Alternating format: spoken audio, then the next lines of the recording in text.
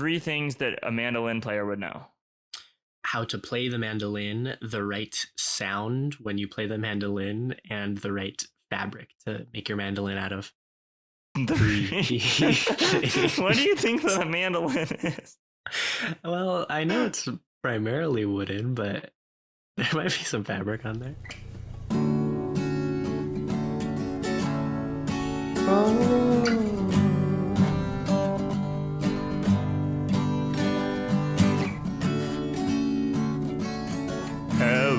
Hello, and welcome to the inaugural episode of Muprov Musings.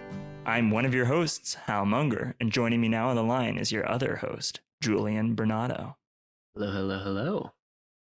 We are here to present to you Muprov Musings. It is the newest improv podcast as of now, and be a lot of fun. We should probably introduce ourselves, just briefly talk about why we are making a podcast. Yeah, so I'm Hal, and I've been doing improv for about 9 years. I really like improv that is longer, improv that is very narrative and kind of experimental. I really like improv that is intensely supportive, where the focus is really on the other player and the people are patient and willing to really let something build together. And I really like improv that is done simultaneously. That's me. Julian, what's up with you? Yeah, I am Julian, and I have been doing improv for 8 years. Hal and I have been doing improv together for a while, or we had at least. I am a little bit more temperate than Hal. I like some of the experimental stuff, but I will be using the cane and bringing Hal in at some points. Yeah, I like scary stuff. I like funny stuff. I like epic stuff. But also, I like all of this narrative improv that we're going to be talking about. Yeah, and this podcast is a podcast for people who are interested in learning how to do narrative improv. And in order to be interested in learning how to do narrative improv, you got to know what narrative improv is. Julian, you want to give a little explanation? Yeah, so narrative improv is improv that follows one through line narrative.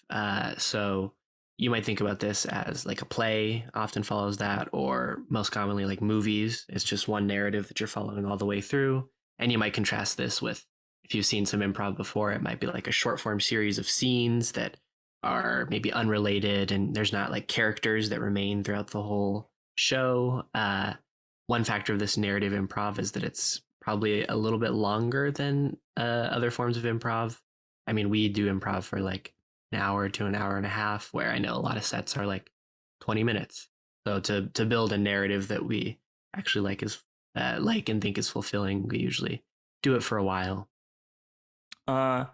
Yeah, one thing about it is also that it's a little bit slower because it has the bigger time frame.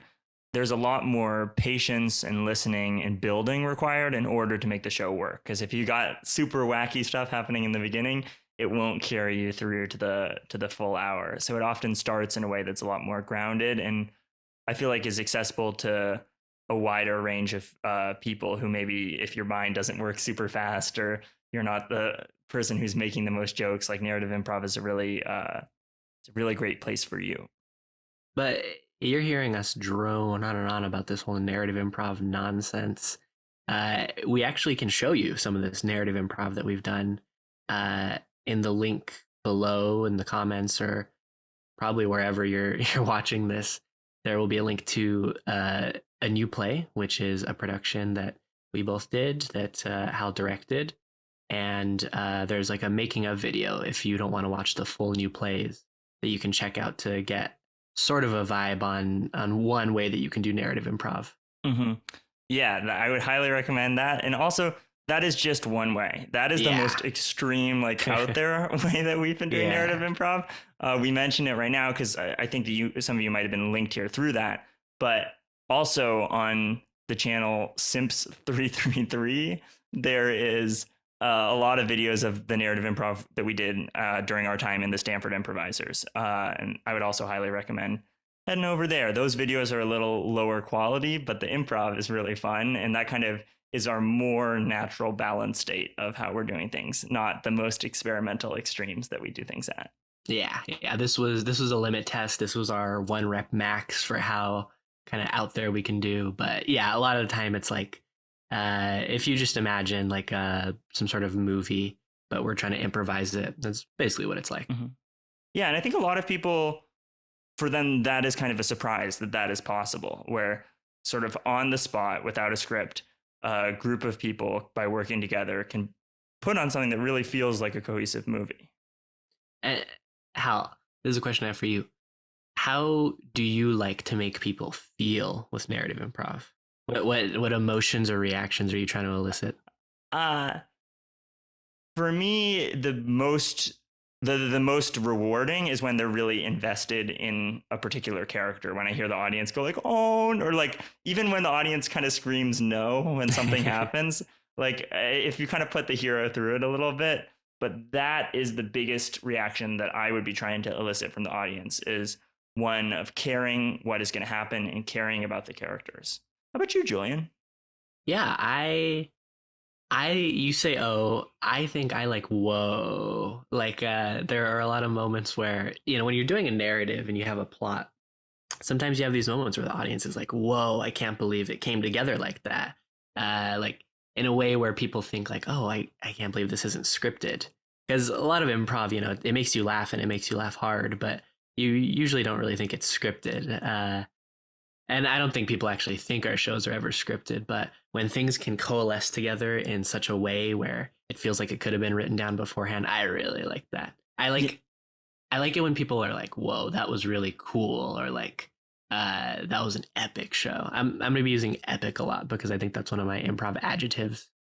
Both Friday nights, that's night 2, and Sunday night of a new play, we had members of the audience who came in thinking it was a play and left thinking it was a play.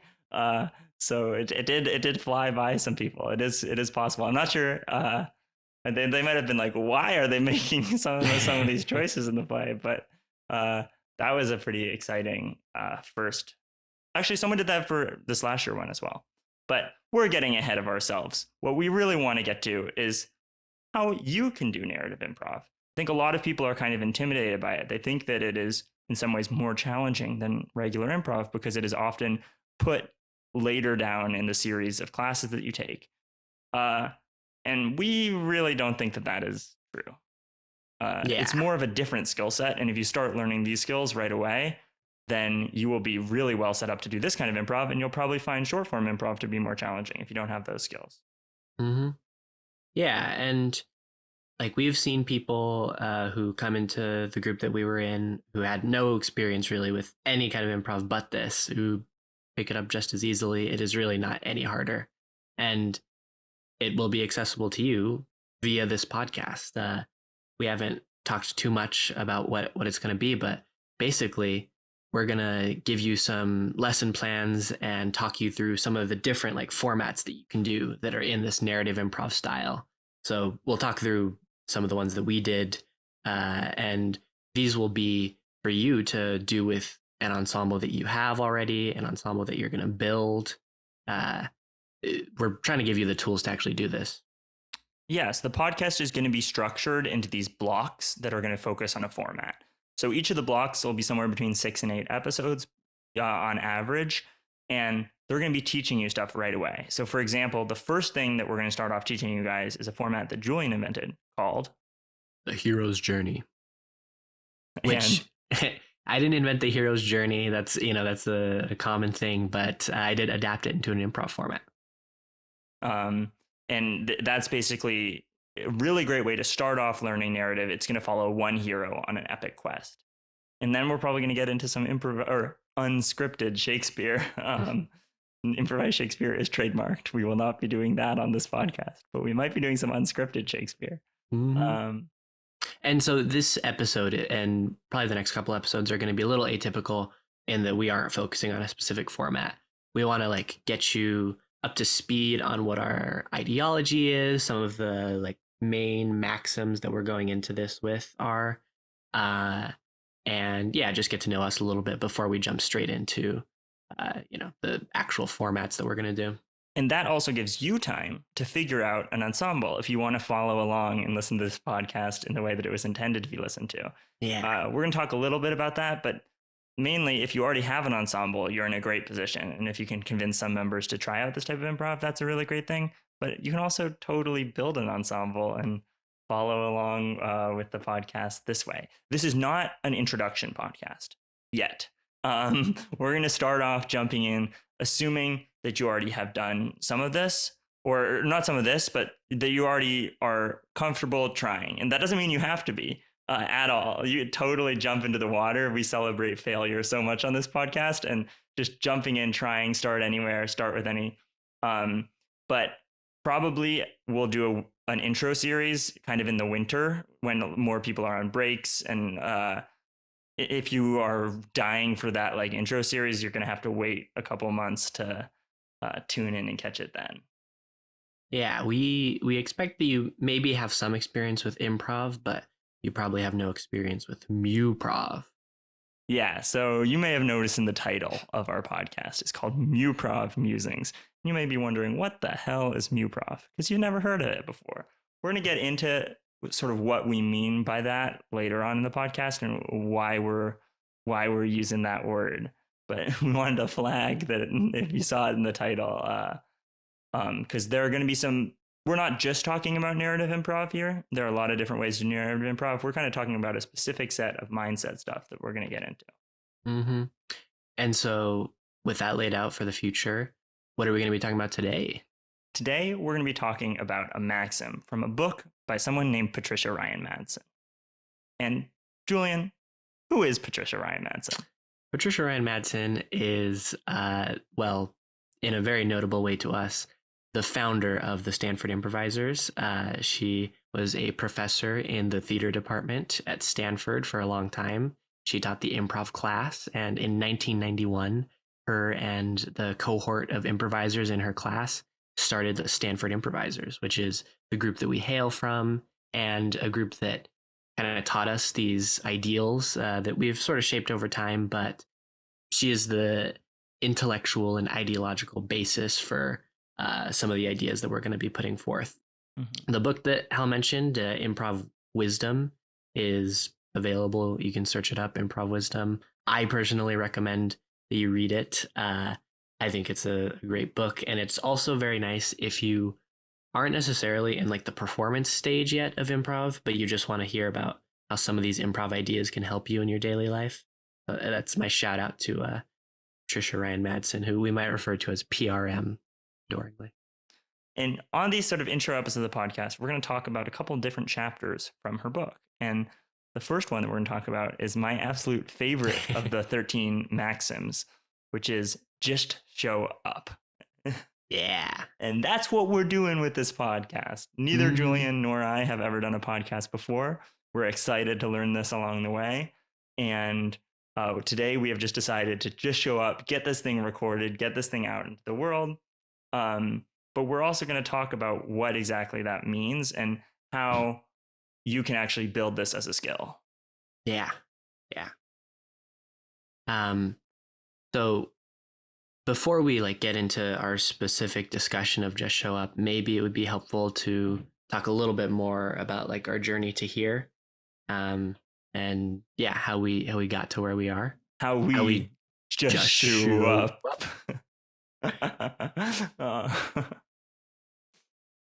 Yeah, so I mean, like we said, we've been improvising for 8-9 years. We both did like high school improv, which I mean, I don't know how much we want to get into that. For me, it wasn't really it didn't help me too much on my journey, other than I guess just getting me to show up to improv, which is maybe the biggest thing. We eventually joined like the Stanford Improvisers together. I don't know if you wanted to hit on any knowledge from your high school era, Hal. Yeah, I think what's useful is that we both did very different types of improv in high school. Julian was doing comedy sports and came into Stanford Improvisers with that background. And I was working with a teacher named Henry Kandel, who was a science teacher at my high school, who was very into like making us meditate to like a didgeridoo for long times before starting practice. And we were like the group was called like sketch comedy, but we were doing weird stuff. And somehow I also came out of that with a mindset of like, I think our shows were like 15 minutes. Like we didn't do a long show, but I came out of it with the mindset of like, long is the best. And that wasn't the mindset of anyone else there. I don't know how that happened, but it might have been going to see a TJ and Dave show. There are people who definitely deserve a shout out in the first episode of the podcast. They're awesome. They have a Vimeo web series. They have a fantastic book, huge impact on how I think about improv. And what they do is they put on a show that is 1 hour in an hour. It is a stage play. It might have a bunch of different characters, but it's just a slice of life. And the joy of it is them playing characters realistically and just sort of being very normal, obvious, average people that feel really true. And it's entertaining in that way. Yeah. Yeah, and so we came, comedy sports is like a pretty comedic form of improv. It sounds a lot like longer than the improv that you did because it's like segmented into different games and whatnot. But yeah, like I came in with that background where, yeah, mostly like comedy type stuff. And I don't know exactly how you got what you have out of a quote unquote sketch comedy group in high school. But once we got to college and once we like joined the improv group together, we were on like probably pretty opposite sides. Yeah, and this podcast, that's what's going to be the kind of salt and spice of each episode. Julian and I, we agree on a lot of things, but we also really disagree on a lot of things. And there isn't really a right way to do it. And we're both pretty accepting of how each other are. But it kind of will give you the fact that there is no right way to do this and temper any opinions on the contrary. Yeah, and I'm sure Hal would feel the same way, but like I would feel wrong to hear that Hal has a podcast like alone and that Hal is like saying all these ideas because I truly feel like I need to be here to be the counterbalance because yeah, I feel strongly that there are different good ways to do these things, and so we are going to be maybe debating at times or just providing alternate perspectives.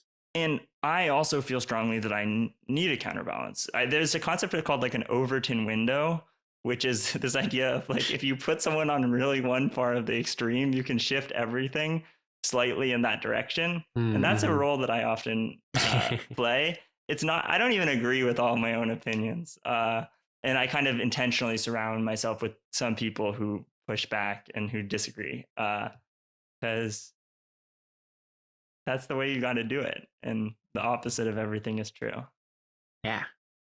Yeah. But like, let's zoom out a little bit though. We disagreed within the sphere of the Stanford Improvisers, but the Stanford Improvisers, for everybody at home, takes place in kind of a larger sphere of improv, which I would just generally call like Bay Area Improv. There's a lot of overlap between the Stanford Improvisers, which henceforth we'll call the Simps.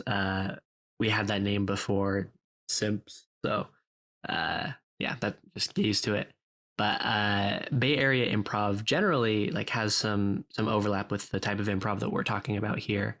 Particularly, there are a few groups, namely Bay Area Theater Sports or BATS, which does similar kind of narrative long form improv, and also Improv Playhouse of San Francisco. So go. I was just gonna say Improv Playhouse of San Francisco is really, really good. I've only seen one of their shows. It was crazy. My mind was blown. Oh yeah. Yeah, so we hail from there, and I mean, I guess and we know that like people all over the place are doing narrative long form improv in probably similar ways to what we have done. Like I've even seen a group in a place that I'm actually going to move soon that is doing something similar, but I think we do agree that the general flavor of Bay Area Improv is different from like the average improv group that you might find in New York or LA or Chicago. And yeah, we just want to be another voice for Bay Area Improv. Mm-hmm. Yeah, and like also just these kind of layers of bubbles of like we were in a really extreme bubble of kind of pushing things in the narrative improv that was already in a bubble that was the Stanford Improvisers that was already in a bubble that was kind of the Bay Area. So we're not super in touch with normal improv, I would say, or like what you've probably encountered in the improv world. and we might be coming at this with a slightly different perspective. Yeah, you are going to have to forgive us if we misuse some terms, because truly we've been taught a lot of words that people think they mean different things. And I mean, I think we're probably the odd ones out. But for example, like long form versus short form that's a dichotomy that I know exists, and we should probably just get over ourselves. But like for us, like short form means like any sort of show like of any length where the like scenes aren't like that connected with each other, where it's like disparate scenes. But like long form is these shows where it's like connected all the way through, like these narrative shows basically that we're talking about. Yeah, so for context, an hour-long Armando Diaz for us, we'd call that short form. Yeah. For a 30-minute Harold, we would call that short form. And that's just wrong. But that's kind of the perspective that we had. And then we got out in the real world and we're like, whoa, this is different. And that's part of why we're starting this podcast, and part of why we're kind of trying to throw out this word Muprov. Yeah. But story time continues, and 2 years into our relatively normal improv experience, the pandemic strikes, and Julian and I are thrown into the world of Zoom. Real quick. I gotta say, we found out, or at least I forget if you were in that show, but I found out that like classes were canceled and truly this pandemic was a real thing moments before an improv show. And we were doing a Shakespeare show, and it was like, yeah, minutes before, and we got the like email on our phones. Yeah, classes are canceled. I was isolating during that show. Okay, yeah, because I had been exposed to COVID. But yeah, I remember that. I watched that show on YouTube later, and from that moment, everything changed. Yeah. How do you do improv in a pandemic, Hal? Well, you do it over Zoom, which does not produce good improv. But what it did do was two things. It really had us focus on character, making emotional reality, and doing things with our face and our voice, and like having good dialogue and that kind of thing, rather than the zaniest, funniest things. And it also led to a year-long freeze in our audition cycle. the graduating of the whole class that was before us, and an opportunity to let in a new group of improvisers and kind of changed in some ways the way that we had been improvising. That's suitable. Yeah, I would say that the pandemic was also one of the biggest times where we were able to evaluate the just show up in everybody. We'll probably talk more about just show up, but yeah, I mean, truly, who wants to do Zoomprov? I mean, I did it for the pandemic, and I had fun, but like the ability to show up to do that, I think that takes some strong just show up in you. And we eventually did auditions over Zoom, right? But we did them a little differently than we'd done them in the past. Yeah. No, we did do auditions over Zoom, but yeah, since we just had all this time before auditions that we were kind of doing regularly before, we collectively talked about some different ways to do it, and we had different people in the group offer ideas for ways that we could improve our audition process. And one of the I don't know if you're super familiar depending on your improv background, but auditioning for improv is a weird and hard thing, right? How do you evaluate somebody who is coming up with this stuff on the fly? They don't have a monologue to prepare or anything like that. And so we really decided to take a look at like some of the qualities that we look at in the improvisers that we find. And yeah, we decided to tweak it a bit. Do you want to talk a little bit about like some of the things that we started to prioritize? Sure. Yeah. Like this move was really engineered and thought up by another member of the group named Cameron. She did an amazing job of thinking through the ways in which that we were evaluating people were biased, and really nailing down the idea that we were going to be looking at concrete qualities of a person's improv. We weren't going to just be sort of abstractly saying who we were going to like.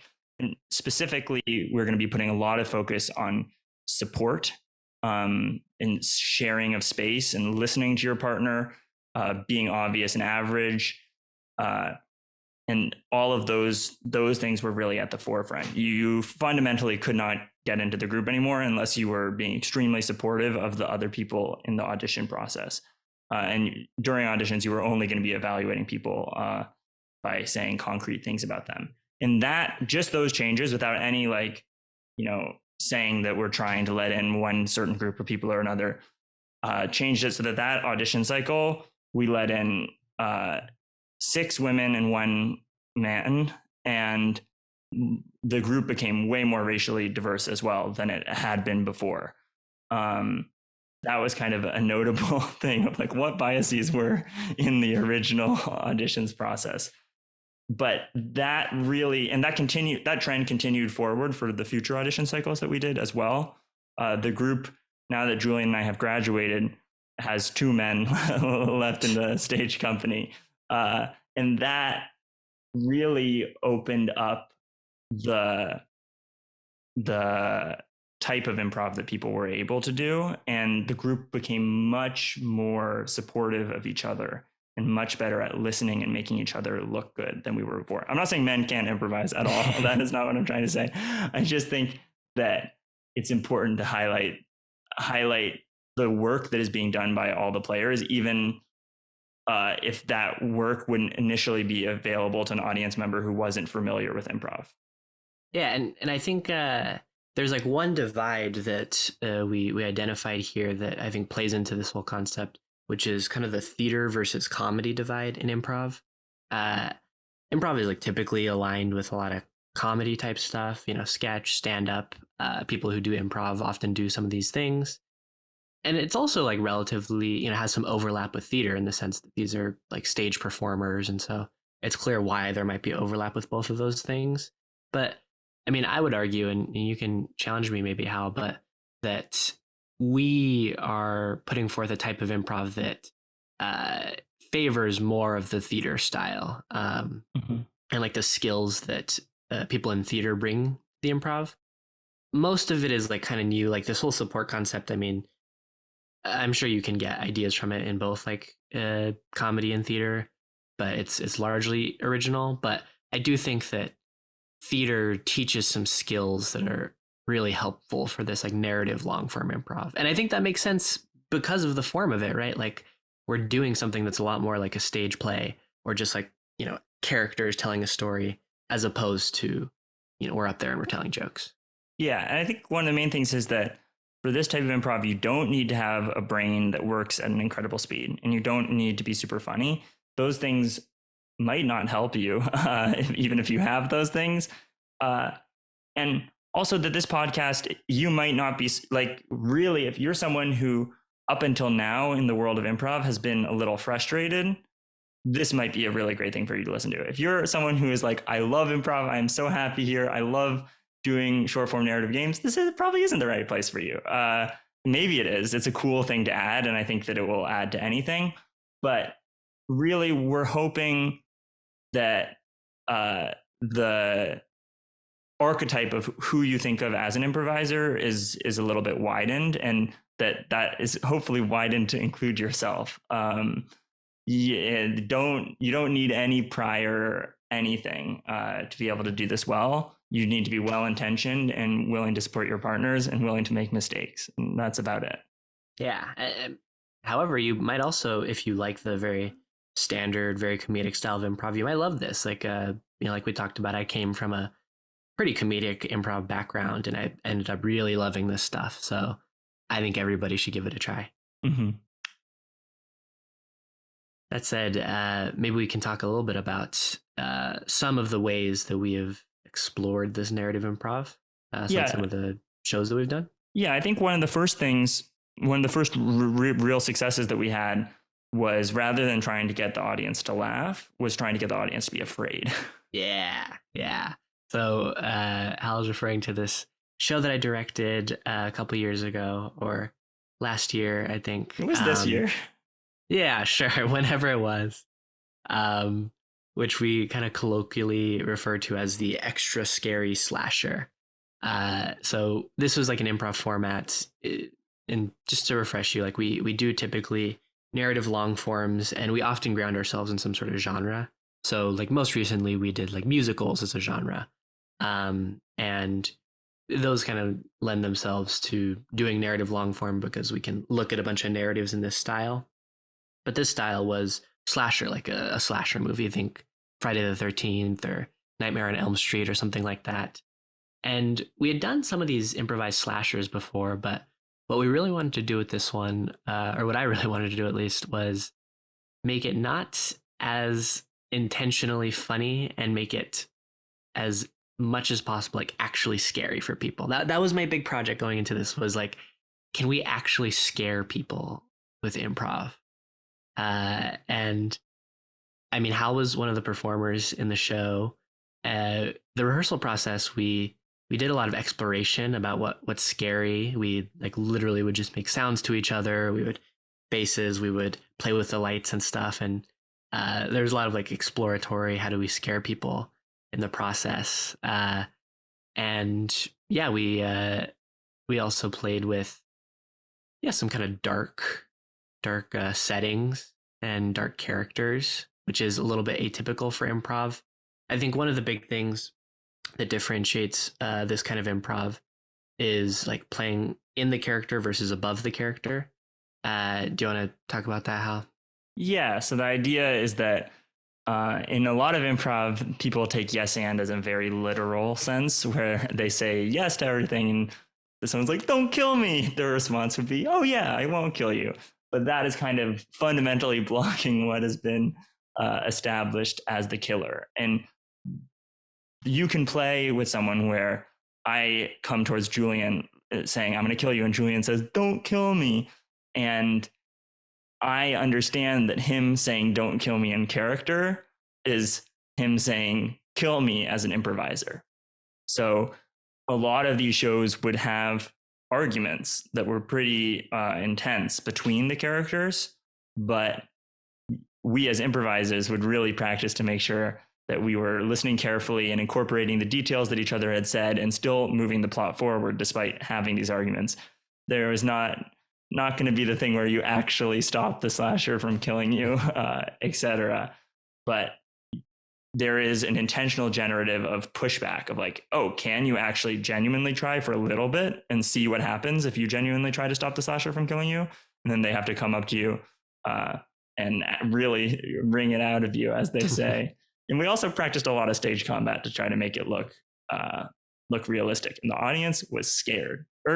Scared is when I killed Aisling, there were cries from the audience of like, oh my God, what the hell is happening? I think were freaked out, disgusted, or maybe some words that people would say after watching the show. And that show, I was super happy to hear those adjectives. Mm-hmm. And that show also ran for 2 hours. So it was a weird one. We don't aim for 2 hours. That's longer than we would usually go. But the killing continued.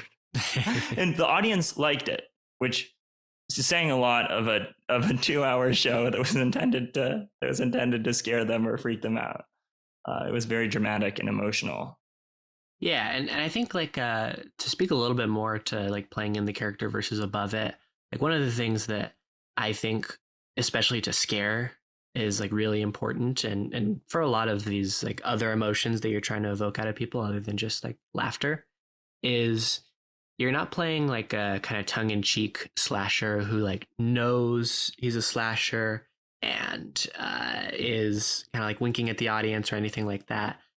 It's kind of an acting thing, or like, probably takes some acting skills, but we want to actually like embody these characters and act like them. So this is like what Hal is saying with the yes and stuff, where you're trying to get as in character as possible. And I would say that like a lot of our skills are kind of character based and trying to really embody the character rather than, being like a little bit above it and have the people in the audience know that you're the improviser, know that you're making jokes, Yeah, after that show, I was awake till like 4 a.m. My body was so hyperventilated out because even though I'm not necessarily feeling the emotions literally, I certainly amp myself up to the place where I physically am having intense breathing and a lot of the physical cycles of being scared. For context, my slasher was the ghost of a little kid. So I was actually scared was my primary emotion that I was feeling, and kind of killing people by accident. And it was a little traumatic to play. I couldn't. We usually do a cast party. I couldn't attend. I was really freaked out after that show. Not saying that's not how you should do improv. That is not a good thing. And we have worked a lot on with all of this stuff. A huge focus is on both consent and like safety and tapping out and having an ensemble that you really, really trust and really practicing. You should not be like, I'm going to incorporate stage combat into my improv ensemble without telling that, like, or just any of the things that we're saying. Don't do them to people who don't want them done to them. Yeah, you have to tell people that you're going to play like this. Like, I think it would be very frustrating. And actually, we have experience with this, but it's very frustrating to kind of try to play in this way with people who aren't playing in this way, both for you and for the other people. It's just not going to work. Yeah. And part of that is about the scare thing. I think a lot of people have tried the idea of like, what if we did improv that wasn't funny? And I think it often doesn't work very well. And I think for two reasons. One of them is improv is primarily done by really funny people who aren't always so good at not being funny. And if you're funny, then that can kind of detract from the other emotions. So it's the same way if you're like, well, what if I took a bunch of improvisers and then had them stage a drama? That might not be so successful. And I think the other thing is that you have to genuinely practice for whatever emotions you're trying to evoke for the audience. Like if you're trying to get the audience to be like, oh, like I really am rooting for their love, you need to practice a lot of love scenes where the focus is on the love and playing that really genuinely. And if halfway through that scene you make a joke that takes you out of character and makes it clear that you're not that character, the audience isn't going to feel that love connection. Yeah. Yeah. And I think one of the things that has made trying to do this improv easy is that, I don't know if you want to call it a fail condition, but if we're not doing it right, it's probably because people are laughing. And so hopefully that can be something that helps you if you try this out. Is it's not going to be, hopefully you won't be failing and, you know, have an empty dead room. Hopefully you'll be maybe failing to evoke the emotions you're trying, but people will be laughing. That's a delightful fail condition in my opinion. Yeah, the clown mindset is that you're trying your hardest to do the least funny thing. And you're trying like to open this jar and it's not working and everyone's laughing and it's overwhelming. So even if you're trying to do comedy improv, you probably should listen to this podcast. But this slasher got us all pumped up to do a big project called a new play, which you might have seen the videos of. If you haven't seen them, you should go check them out. This was really pushing the boundaries of what was going to be possible in improv. We had 4 nights to do it. We only did one full run before those 4 nights. So there is a lot of content in those 4 nights. Each one is entirely different. They don't bear any resemblance to each other, but they all are somewhere between an hour and 90 minutes. And they all are a play. A lot of them have monologues, intense emotions. They have a set and props. I particularly recommend the ones where I feel like we really found something were Friday night. If you want to see the type of improv that we're doing in a way that is not comedic, that is a really interesting night to check out. Sunday night, if you want to see the type of improv that we're doing in terms of support and joy, that is, and probably including your joy, that was probably the most enjoyable night. That's the one I would check out. Saturday night ran a little long. I think in the second half, we lost our way a little bit, but it has one of the most memorable scenes that I've ever played in. And visually, it really gets at this kind of really building into a real reality and is playing in a world. And then the Thursday night one, I think, is a much more patient one in the real world that really gets into this idea of we're just playing characters, we're talking and being average, and there doesn't have to be something crazy, magical, weird happening. We're just normal people trying to raise a baby. But I've digressed a little bit. It had a very ambitious goal of trying to have everything really be genuinely improvised and came up with in the moment, including at the level of the format. So to have these nights be really, really different and to also try to have them feel very kind of polished in some way, almost as if they were a play. We didn't really tell the audience. We kind of told them that it was improvised, but we didn't really tell them. And we were practicing like 15 hours a week for it. We were really ramping up the amount of the amount of practice that we do. And it was a really interesting and challenging and sometimes experience, but it was rewarding. You should go check it out. That is not, yeah, again, don't take that as like that's the only type of improv we do. That's like the furthest extreme. But I do think that we genuinely hit on some cool new things that I had never personally seen in improv before. Doing those shows. And it's kind of hard to explain without watching them. I would just go to YouTube, Muprov Musings. You can check them out. They're really, really cool. And if you don't want to commit to watching like the full plays, there's like a making of video that you'll see that can give you kind of an overview, and you'll see some of the fun shots from them. And then you can watch the full. We're hoping to, at some point on this podcast, talk through how we did that and explain to you how to do that.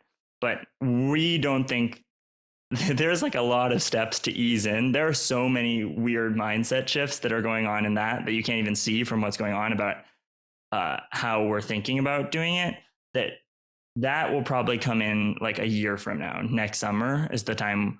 And all the formats that we do leading up to that, I think will sort of be paving the way for doing that as an ensemble. But I would not recommend jumping into that kind of improv, because I mean, I'm all for just show up. Why not try it? But I think that it will not be as rewarding without sort of putting down the experience that you get from doing the other types of improv that we do.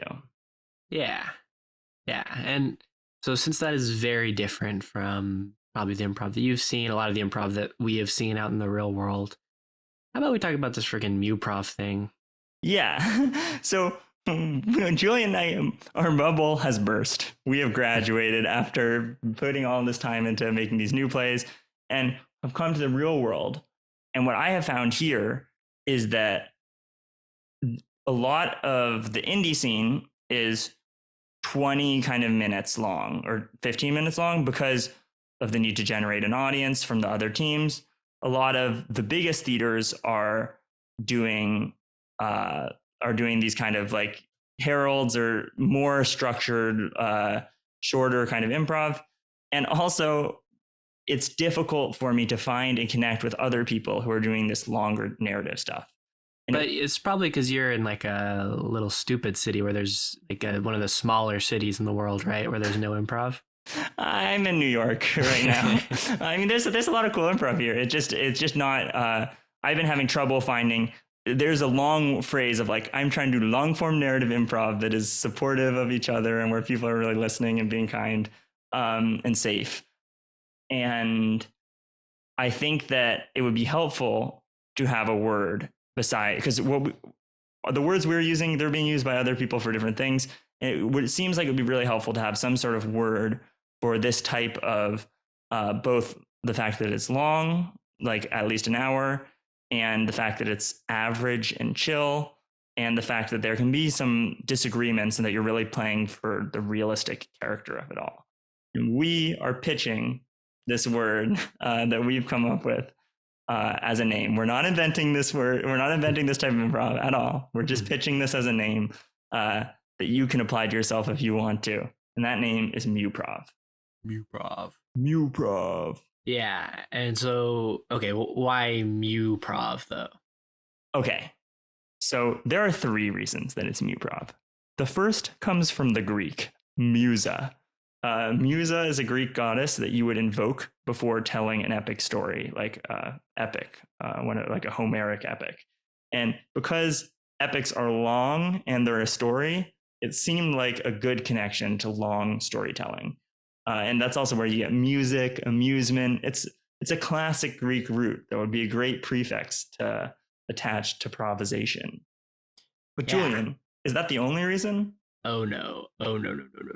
The second reason is because mu, like the Greek character, in the field of statistics, typically represents the population average. So this is just like the average of some total set.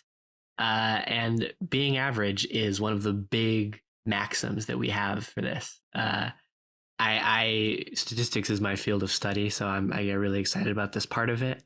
But yeah, be average is one of the big parts of doing Muprov. So the third reason is not quite mu, but it is mu.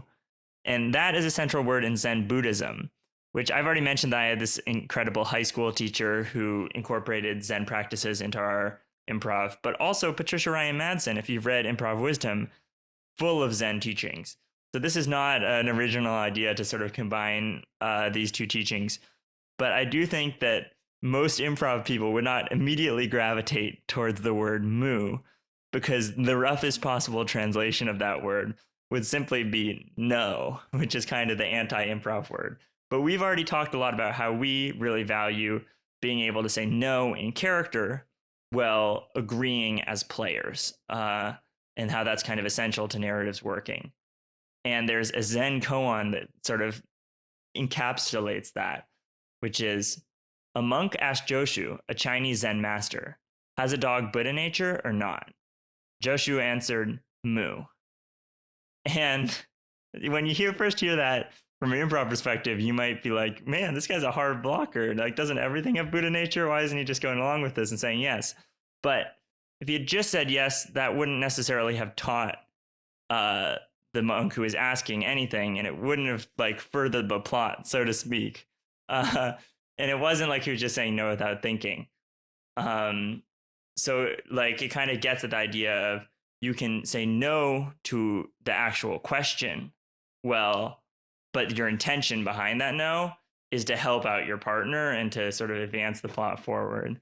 So if you want to remember the three reasons that we're calling this Muprov, they are epic storytelling or long storytelling, being average, being obvious, and thirdly, being able to have disagreement among characters while having agreement among players. Yeah, and this is all just why we called it Muprov. We just want to label that we can use for this and other people can use for this. Hopefully you can use for this. If we ever see Muprov used in the wild, I think that'll make us very happy. But yeah, think about that as the style of improv that we're doing. Mm-hmm. And hopefully as a mode of connecting other people, it'd be cool to make like a Facebook group or something. There are some artists out there who are making some great improv. I would love it if they called it Muprov. I don't think they will, but I think that it's nice to have a term for improv that really, it doesn't even have to be long, honestly, just that really focuses on support and patience and silence and taking your time with things. Yeah.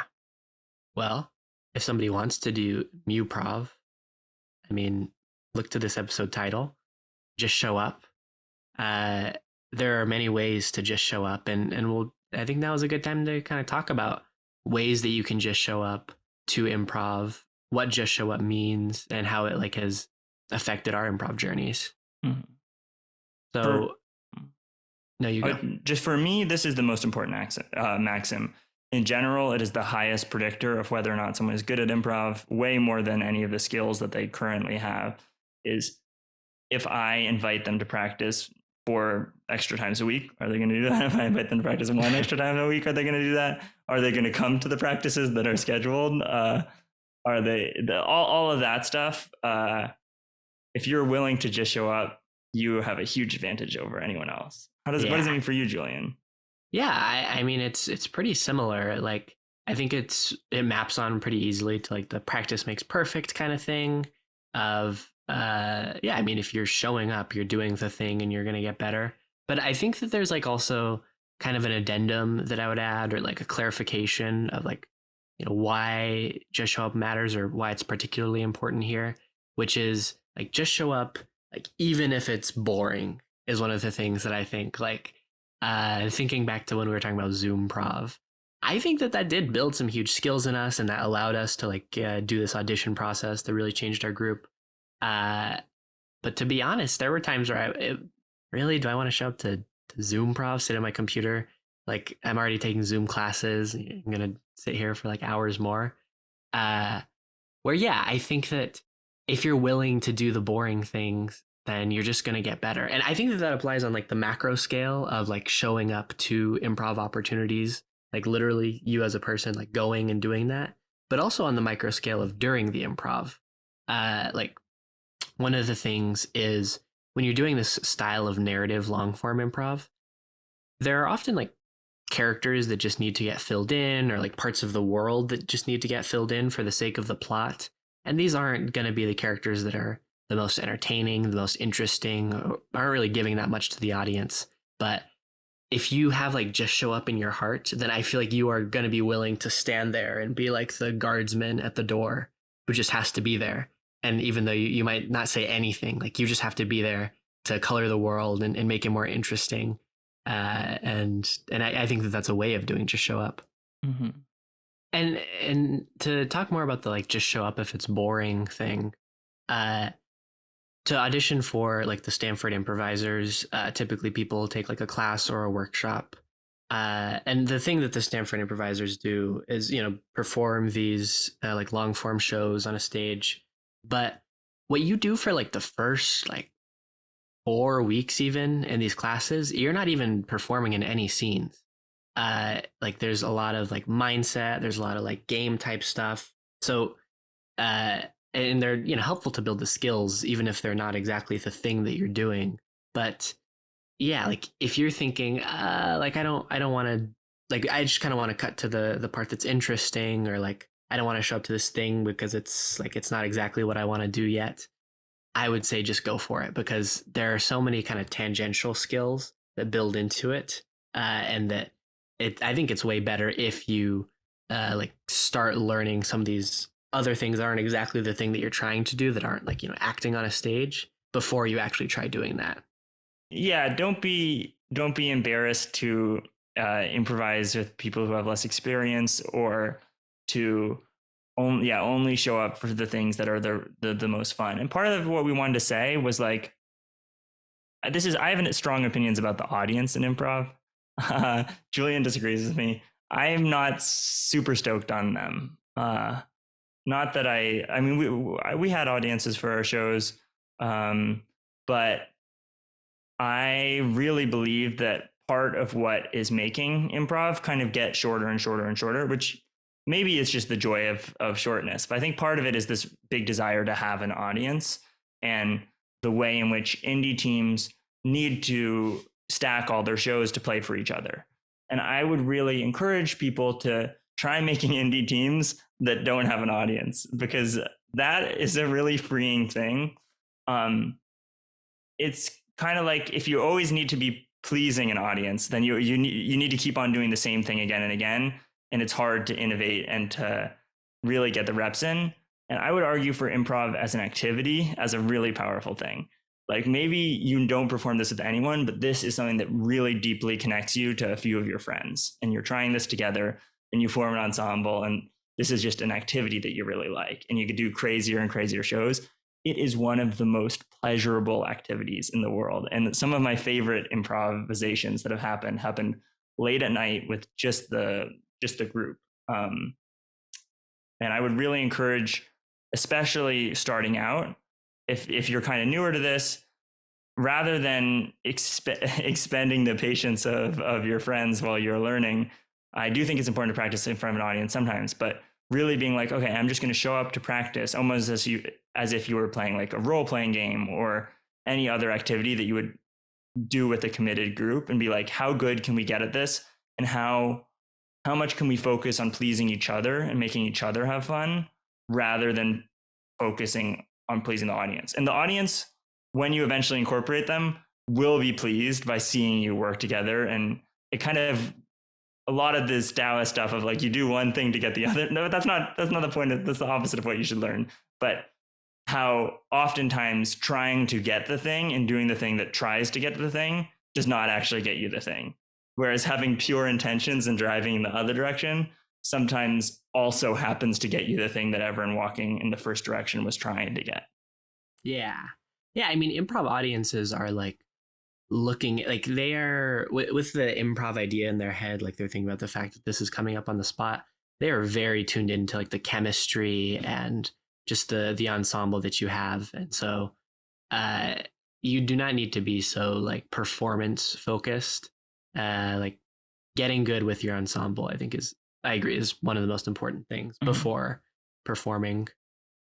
And you also don't need to be like an improv person, or to like I think a lot of people kind of look for improv ensembles by going to these improv. Like you could just get a group of friends that you have and really focus on building up these skills. As long as you have a group that is going to come and show up and that they're going to have good intentions and try to make each other feel good, like that is by far the most important thing. And that is going to be like doing a hero's journey. Think of this as the most epic possible role-playing experience that you will ever have. And so I think a good way to think about it of like, you can literally be a knight who has a sword, who's fighting off the other person and feel the wind running through your hair and be thrown off of a thing. It is electric, and it's a experience that's unlike anything else that you will ever be able to achieve through any other medium of entertainment, is performing and practicing in improv. Yeah, and I think that there are a lot of people who aren't quote unquote improv people who, would get so much out of this. I mean, we've found in our group that people who have no performance background, who aren't really interested in comedy at all, like who really don't check a lot of the boxes that you might expect, join the group and they're really good and they have a lot of fun. And like there's definitely no mold for who can do this kind of improv. I think that if you have had interest in improv before, but you have been off put by some of the things in the space, this is like, try again, but do it like this. I think it'll be really good.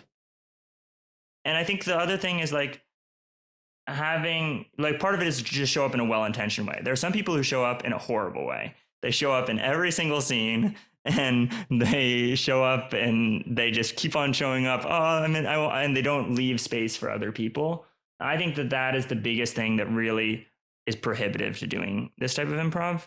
And if you have someone who's like that in your ensemble or in the ensemble that you're trying to form, that there are some concrete exercises you can work on to get them to be better at being aware of how much space they're taking up and what the other people around them are trying to do. And if they are not making a really well-intentioned effort to be like, this is a huge improv skill that I need to learn right now about making space for other people, I would say start doing improv with someone else, because it is very hard to play in an environment where someone is going to run on into the center. In general, I think always giving people the opportunity to learn how to do stuff is really important, but you really want to find a group of people who are willing to show up with a mindset of, we're going to be supporting each other, we're going to be being average, and we're going to be patient and letting things build rather than jumping in and being crazy right away. Yeah, and if you are interested in learning this kind of improv, we already stated that this isn't an introductory series. We're going to be getting pretty soon into like specific formats and stuff, but both of us have a good amount of experience teaching improv, and we have lesson plans and whatnot. If you are in this stage where you're trying to build an ensemble of people to do this with you, we will cover that in the podcast, but also literally just reach out. We can share lesson plans, we can share games like that, exercise that Hal just mentioned about helping with space taking, anything like that. We are here to spread the word and share some of the failures and the successes that we've had from teaching. Yeah, if you are in New York, or if you're comfortable, if you want to improvise over Zoom, I'm hireable as well. I'm trying to get myself listed on improvcoaches.com, but you need like another improv coach to invite you, and I have not had another improv coach, so I don't know, but I'm contactable on the email if you're interested in hiring me. And I also might just reply to stuff. And just in general, Julian and I, we might have some sort of question of the week type thing. If you email a question, we might answer it on the podcast. If you have an awesome question, that's Muprov Musings at gmail.com. But I think that we just showed up to our very first show. Yeah. And if you tune in next week, you might get a lot more of our perspective on, we talked a little bit about saying no and saying yes. That's the theme of our next episode. So these are going to keep on coming out. Yeah, I think we have 3 of these kind of episodes planned, where we're talking a little bit more generally about some of these ideas. But after that, we're going to get straight into one of the formats that you can do. So I think you should tune into these other episodes. We'll have guests on, which I think will be interesting and fun to hear, some more perspectives. But we're getting into it pretty soon. Yeah. So build your ensemble and get that group and start playing along to this podcast. Yeah. Thank you, thank you, thank you. This has been Muprov Musings. one of the models that I have for this podcast is my own personal favorite podcast, which is called Limited Resources. It's for Magic the Gathering. Not totally unrelated to improv, but pretty unrelated to improv. But at the end of each of their episodes, they do a little sign off after the official podcast has ended. Sometimes I don't listen to them, sometimes they do. Usually they're about something that's just going on in someone's life. And today, my sign off, Julian has not heard this yet, is that I went to the Museum of Mathematics and took a mime workshop. So this is it feels very Julian overlap. There is a guy who is the visiting professor at the Museum of Mathematics, and he's there for the year, and his year is coming to an end. But he also has trained in mime with Marcel Marceau, who's the founding mime. And I think there was another woman there who I think was also a visiting professor at the Museum of Mathematics and had also trained with. I didn't quite understand it, but both of these two people had trained with the original mime guy. Wow. And it was really fun. And it was a very just show up experience because I got there and there were some children there. And I was like, uh-oh. But I was following my just show up mindset of don't get on your high horse about anything. You can learn a lot. And I'm someone who played Go with 9-year-olds for a long time to learn how to play Go. And it was awesome. It leveled up my space object play. And there's a lot of stuff that I'm really excited both to show you. And he also gave me his email and a link or information about a mime course that's online that he said was really, really good, a video series. So if you want to get on the mime grind with me going into this August, maybe. I kind of want to get on the rhyme grind and the mime grind.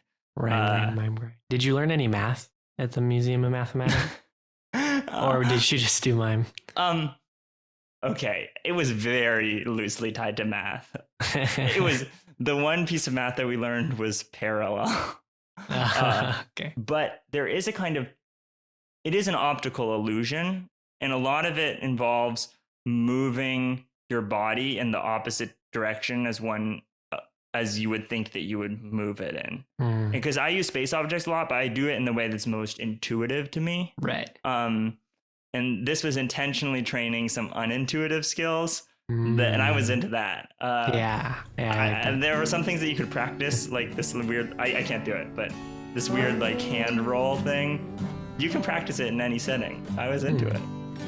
So I'm gonna get on my mime grind, and if you see me doing annoying little hand gestures, that's why. I'm looking forward to it. See me now, like you did back then.